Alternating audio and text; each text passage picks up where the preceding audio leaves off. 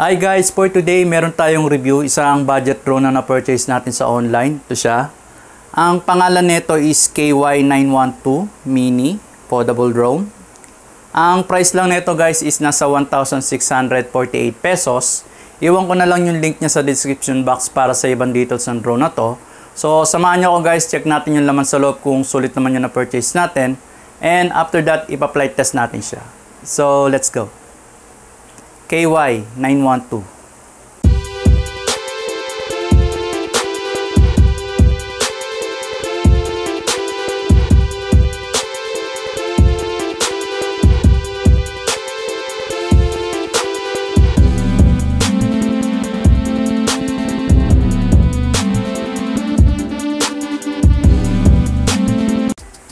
So guys, open na natin yung product natin. Check natin yung laman sa loob kung sulit naman. Bali, dalawang LiPo battery yung in-order natin. Ito siya guys. Ang ating LiPo battery. Then, ito yung mga manuals. Accessories. Phone holder. Tapos yung remote control. Tsaka yung drone natin. So, arrange muna natin to guys. So, ito lahat yung nakuha natin. Dalawang LiPo battery. Phone holder. Dalawang manuals. USB line cable, pan-charging sa LiPo battery. Tapos, 4 na piraso na prop guard para sa protection ng propellers. Tapos, 4 na spare ng propellers. Ayan guys. Ito yung ating mini screwdriver. Yung sa LiPo battery natin, ano to? 3.7 volts, 800 mAh. Pag nag-charge ka nito, aabot siya ng 60 minutes or 1 hour. Pagdating naman sa flight time nito, aabot siya ng 15 minutes. Then, dito naman sa phone holder niya, i-stretch nyo lang yan para ma-insert nyo yung phone nyo. Bali, ikakabit nyo siya dito sa may taas ng remote control. Insert natin. Yan. So, ganyan ang itsura niya. Yung sa remote controller natin, ano ko muna sa inyo yung mga buttons niya. Yung sa first button natin dito, ito yung sa niya, sa obstacle avoidance button. Tapos ito naman yung sa baba, ito naman yung sa motor speed. Ito ang 4 na button natin dito guys. Ito naman yung yung sa trim button niya. Sa kabila naman, ito naman yung button natin sa 360 flip. Then ito naman yung ating headless mode button, on and off power, ito. Tapos ito naman sa taas guys, yung 1 key take off. Tapos 1 key landing. Check natin yung joystick kung smooth naman. Okay naman siya guys. Movable. Then yung drone natin nandito siya sa loob. So open nyo lang dito yung cover niya. Yan. Maganda yung design ng product natin. Para sa mga interesado mag-purchase ng product na to, yung link niya nasa description box. So labas natin yung drone. Ganito lang siya kaliit. Check muna natin kung ilang grams yung drone natin kasama yung LiPo battery niya. Bali, dalawang kulay to guys, white tsaka black. Pero mas prefer ko yung kulay, yung puti guys, yung white. Mas maganda yung white nakita ko ganina sa online. By the way guys, walang kasama tong battery, yung ating remote control. So, kailangan nyo mag-provide. Dito sa likod ng remote control natin, yung lagayan ng battery nya, i-open nyo lang yung compartment. Ayan. Bali, 4 na piraso na AAA battery. So, meron tayo dito yung AAA battery.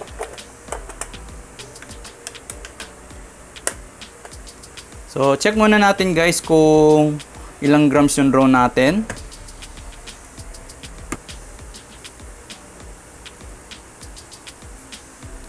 $60 grams.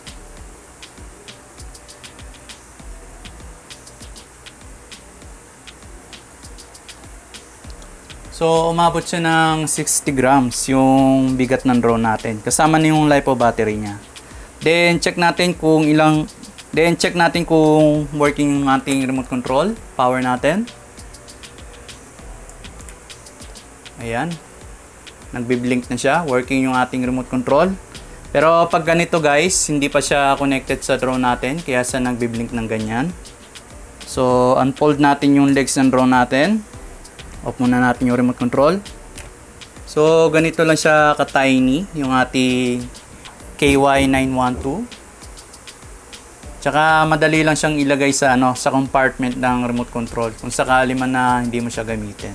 Bali yung motor nito is cordless brush.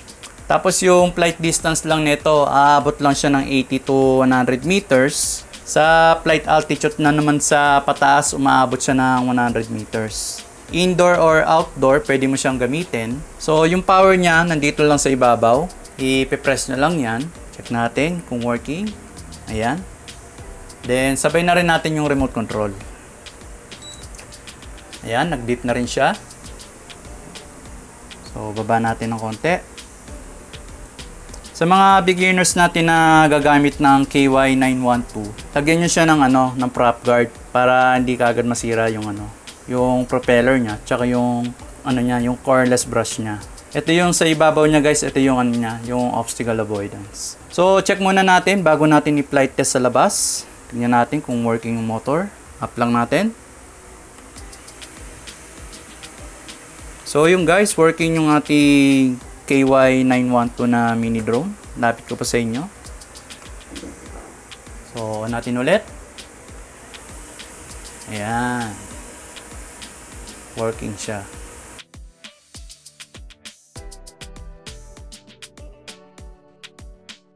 Sa manual, ito yung manual para sa drone natin tsaka sa remote control. Bali, dalawang language yan, Chinese tsaka English. Yung pinaka gitnang page, ayan yung gitna, ito yung sa English niya. Madali na itong basahin kasi meron na siya nakadrawing dito guys. Pag may time ka, pwede mo itong basahin. And pagdating naman sa apps, i-scan mo lang yung QR code niya rito. QR code sa iOS, tsaka QR code sa Android. Pag na-scan mo niyan, install mo na yung apps para magamit mo yung yung camera ng drone natin, tsaka yung mga ibang features niya. So tara guys, i-flight test natin yung ating KY912 sa labas. Check natin kung maganda yung lipad nito, tsaka yung quality ng camera niya. So tara guys, let's go! So start tayo sa apps.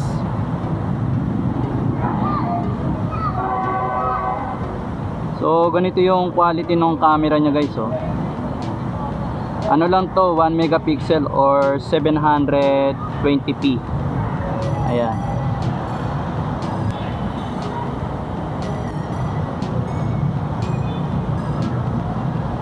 So try natin take off. Start natin yung recording.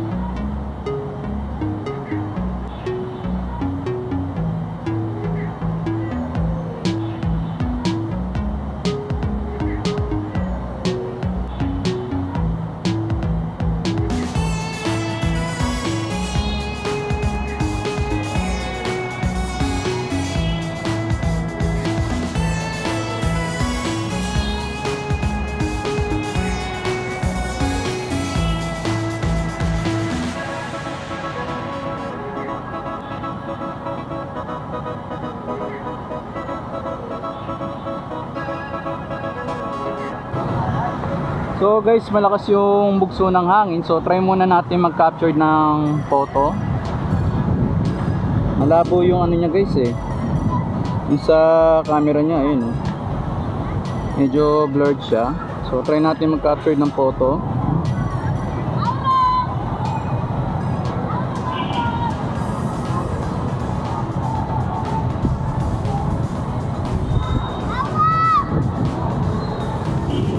Ayan. So check natin sa gallery kung na-stored naman yung mga pictures na ginamit natin. So check natin sa gallery guys kung may photo siya. Ayan. Okay naman. Na-stored siya dito sa gallery. Then sa recording ng video, working din.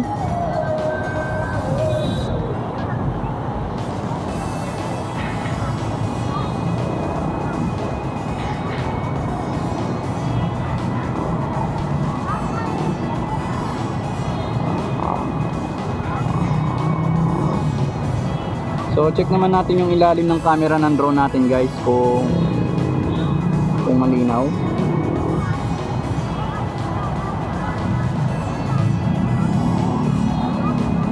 Parang mas maliwanag pa yung camera niya sa ilalim guys oh. Kaysa dun sa harap.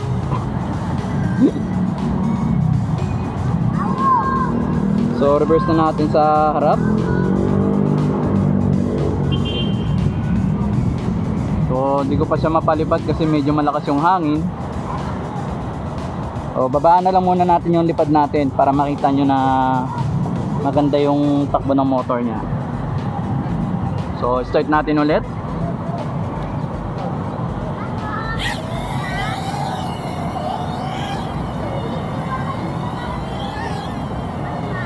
And guys, binabaan ko na lang muna yung lipad.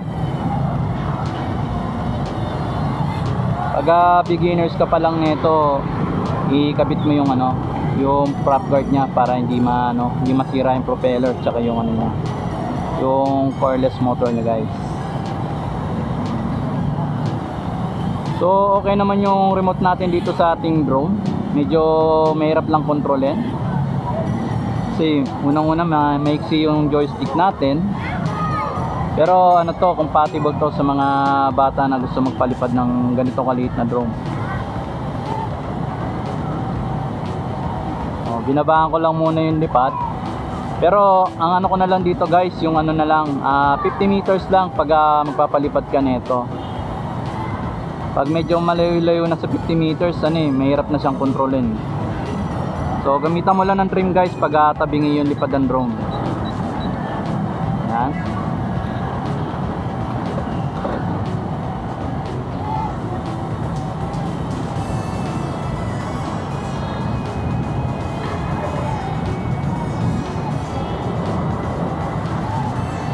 Hindi mo kailangan bumili ng mamahaling drone para lang makapag-practice ka ng pagpapalipad. KY912 pwede na to guys. Ayan.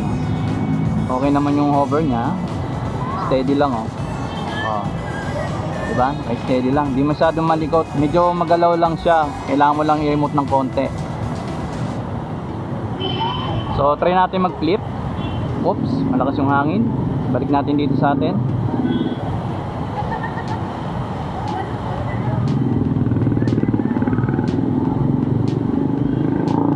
So try natin ng flip isang beses.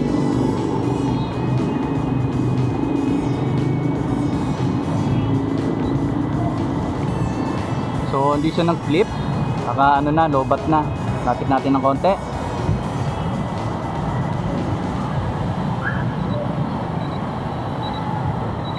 Yun, pag nag-beep na, lobat na yung battery nito. So palitan natin ng bagong battery guys.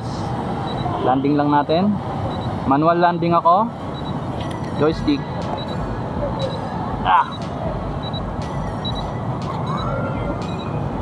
Pag nalobat na yan guys, magbi-blink yan. Tsaka magbi-beep dito sa sa remote control natin. So off muna natin to.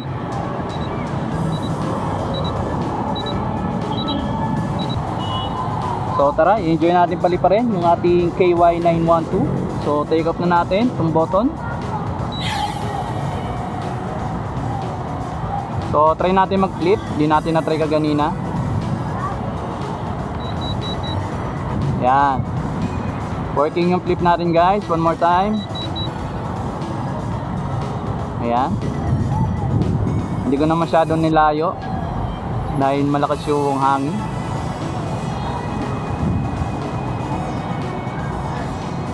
Maganda to pang regalo sa mga kids natin pag magpapalipad sila. Ang price lang nito guys nasa 1,648 pesos. Ayan.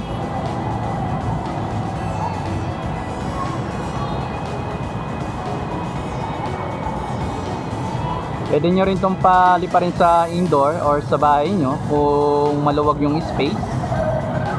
Pwede mong pang-practice yan doon.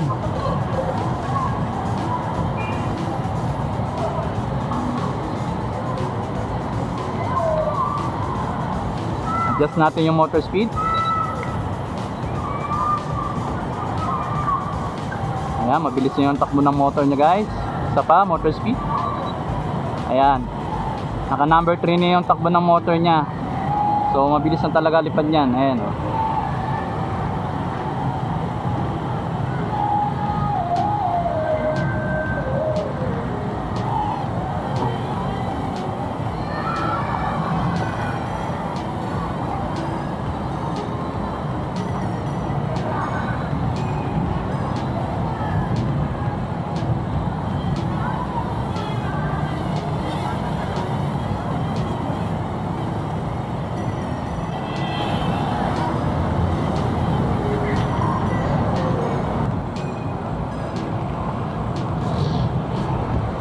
So yun guys, yung ating KY912 na mini podable drone.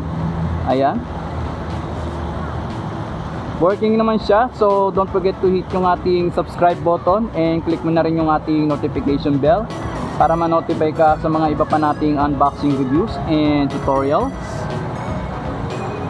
So thank you for watching and see you later guys.